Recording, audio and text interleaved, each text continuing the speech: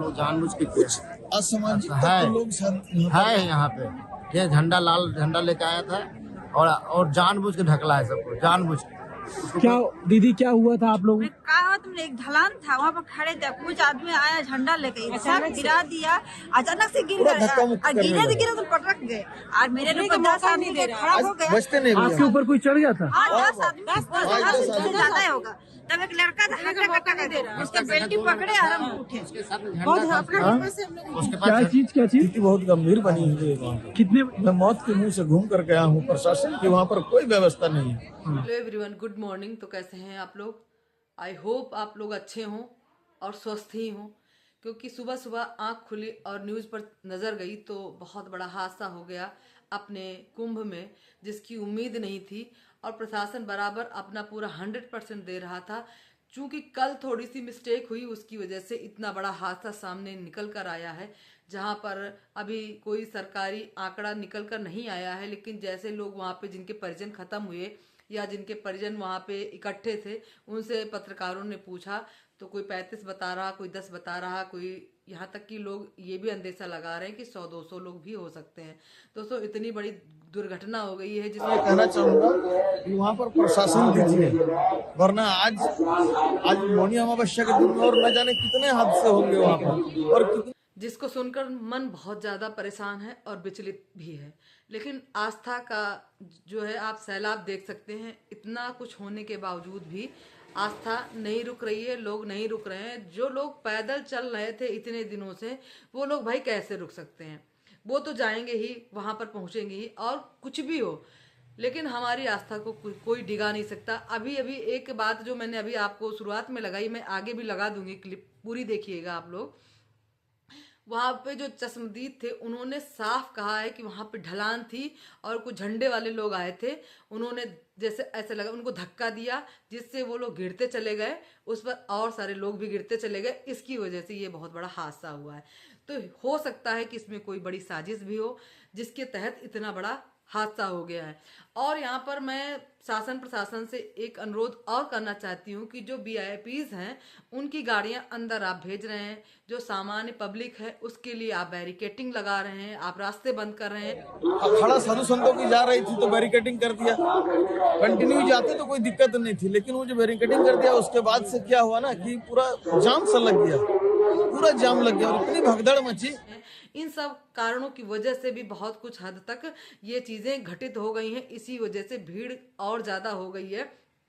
ठीक है, बहुत सारे लोग कहते हैं कि जो है इतना ज्यादा अगर बैरिकेटिंग ना लगाते तो पब्लिक और ज्यादा फैल जाती, तो ठीक है ना। तो आप गाड़ियों को, चाहे वो वीआईपीज की हों या किसी की भी हों, एक रूट बनाइए जिस पर वो उनको ले जा सकते थे। लेकिन आप कई तरीके के रास्तों को आपने ब्लॉक कर दिया, जिससे कि एक तरफ ज्यादा भीड़ हो गई, एक तरफ जो है कम रह गई।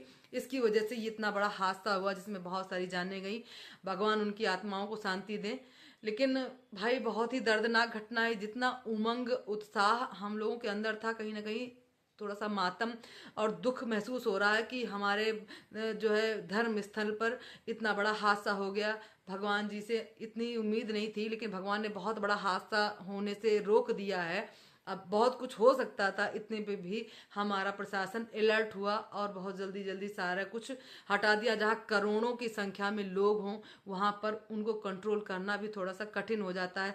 जैसा कि चश्मदीद ने अपने आंखों देखा बयान पब्लिक के सामने दिया है, उसकी औरत ने, उसके परिजनों ने जो बताया है, वो सोचने पे मजबूर कर देता है कि अगर इतनी पब्लिक आ रही है तो वीआईपीज का सिर्फ और सिर्फ एक रास्ता होना चाहिए, बाकी सारे रास्तों पे ये आम पब्लिक के लिए होना चाहिए। भाई चाहे मानते हैं वो साधु महात्मा हैं, नागा साधु हैं, या हमारे मंत्री विधायक जो भी हैं, उन सबको थोड़ा सा अलग स्थान होना चाहिए। भीड़ में वो नहीं चल सकते हैं, ठीक है, मानते हैं इस बात को। लेकिन ये जो आम पब्लिक है ना, इसको भी आप नहीं रोक सकते हैं। आप जितना ही रोकेंगे, जितना ही दबाव देंगे, तो उतनी ही भीड़ इकट्ठा होती जाएगी। आपने पहले ही आह्वान किया, पूरी दुनिया से लोगों को बुलाया, सारी दुनिया जब इकट्ठा हो गई तब वहां पर व्यवस्था चरमरा गई, ठीक है ना। अभी आप जो पैसा दें, कुछ भी करें, लेकिन जो इंसान चला गया वो इंसान वापस नहीं आना है। लेकिन खैर, जो भी हुआ, होनी थी हो गई। इतने बड़े लोगों के बीच में कहीं ना कहीं मन में आ रहा था। इतने स्नान अच्छे से निकल गए, लग रहा था कि सब अच्छे से गुजर जाएगा, लेकिन मौनी अमावस्या के दिन बहुत ज़्यादा भीड़ थी, इसलिए ये हादसा हो गया। बैरिकेटिंग टूट गई। अभी मतलब आधिकारिक के तौर से पुष्टि नहीं हुई कि क्या हुआ एक्चुअल में वहाँ पे, लेकिन जो वहाँ चश्मदीद दर्शक थे उन लोगों ने ये बताया कि वहाँ पे कुछ झंडे वाले लाल झंडा लेकर आए थे, उन लोगों ने धक्का दिया, उसकी वजह से लोग गिरने पे उनके ऊपर और लोग गिरते चले गए और लोग उसमें भगदड़ मच गई और बहुत मुश्किल से वो लोग बाहर निकल के आए। तो भाई मैं आप सबसे रिक्वेस्ट करती हूँ कि प्लीज़ अपने धर्म स्थल को गंदा मत करें, अपने आस्था को बरकरार रखें और इकट्ठे मत हों, भीड़ मत जमा करें, दर्शन करें, स्नान करें और दूसरे रास्ते से आप लोग वहाँ से प्रस्थान करें।